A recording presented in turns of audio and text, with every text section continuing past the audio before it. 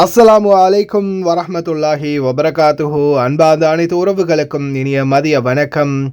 அன்றிலிருந்து இன்று வரைக்கும் குவைத் நாட்டில் பல வெளிநாட்டவர்கள் வேலை செய்து வருகின்றார்கள். அதிலும் குறிப்பாக 1,55,000க்கும் மேற்பட்ட இலங்கையர்கள் இந்த நாட்டிலே வேலை செய்து தங்களுடைய குடும்பங்களுக்கான பொருளாதாரத்தை மேம்படுத்தி வருகின்றார்கள். இந்த அடிப்படையில் குவைத் தங்களுடைய உதவிக்கரங்களை இலங்கைக்கும் நீட்டியுள்ளது. வெளிநாடு வாழ் அல்லாதவர்களாக இருந்தாலும் வெளிநாடு வாழ்பவர்களாக இருந்தாலும் குவைத் நாட்டின் உதவியை இன்னும் இலங்கையர்கள் பெற்றுக்கொண்டுதான் இருக்கின்றார்கள்.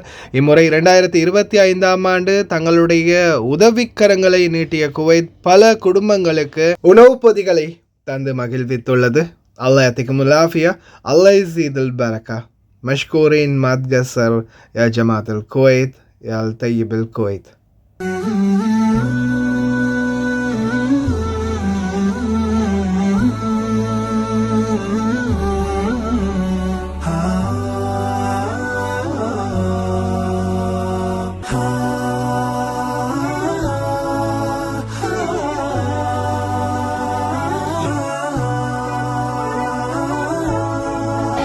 بسم الله، الحمد لله.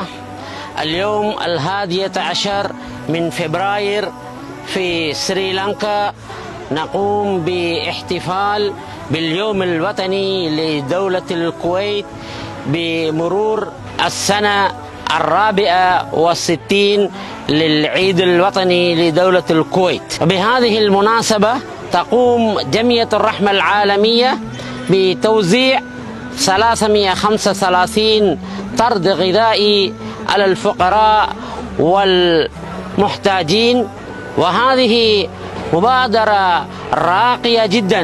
وشكرا يا أهل الكويت على هذا الخير والفضل، جزاكم الله خيرا، بارك الله فيكم، حفظ الله الكويت حكومة وشعبا من كل مكروه. جزاك الله خير. جزاك الله خيرا. شكرا كويت. شكرا.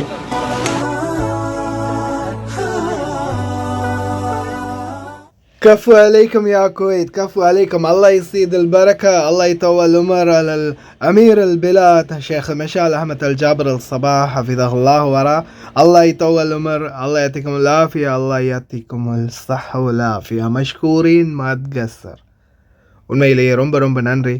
குவைத் இந்த மாதிரியான பல சமூக சேவைகளை தொடர்ந்துமே செய்து வருகின்றார்கள். இதன் அடிப்படையில் இலங்கையர்களுக்கும் இது போன்ற உதவிகளை வழங்குவது இன்று மட்டுமல்ல பல ஆண்டு காலமாக தொடர்ந்துமே அவங்களுடைய உதவிகளை வழங்கி கொண்டே தான் இருக்கிறாங்க. அதே போல் கொரோனா காலங்களில் கூட ஆக்சிஜன் தட்டுப்பாடு இருந்த நேரத்தில் முதலாக இலங்கைக்கு ஆக்சிஜன் சிலிண்டர்களை அனுப்பி வைத்தது குவைத் தான் என்பதையும் இந்த நேரத்தில் ஞாபகப்படுத்திக் கொள்ள வேண்டும். அதே போல் இந்த நாட்டில் நம்மளுக்கு எத்தனையோ பிரச்சனைகள் இருக்கலாம், எவ்வளவோ துன்பங்கள் இருக்கலாம். தனிப்பட்ட ஒருவருடைய பிரச்சனைக்காக நாம் நாட்டை குறை கூறுவது எந்த விதத்திலும் சரியாக வராது என்பதை இந்த இடத்தில் நிச்சயமாக வன்மையாக கண்டிக்க வேண்டிய ஒரு விடயம். இன்னும் உங்களுக்கே தெரியும், ஆல்ரெடி நம்ம நிறைய தடவை சொல்லியிருக்கிறோம். இந்த நாட்டில் ஒருத்தர் செய்கிற தவறுக்காக நாட்டை ஒருபோதும் குற்றம் சொல்ல முடியாது. சம்பந்தப்பட்ட நபர்களுக்கு எதிரான சட்ட நடவடிக்கை எடுக்க முடியுமே தவிர நாட்டை ஒருபோதும் யாரும் குற்றம் சொல்லவும் குறை கூறவும் வேண்டாம். கடைசி வரைக்கும் பார்த்து எல்லாருக்குமே ரொம்ப நன்றி. வீடியோ பிடிச்சிருந்தா லைக் பண்ணுங்கள், மறக்காம ஒரு கமெண்ட் பண்ணுங்கள்.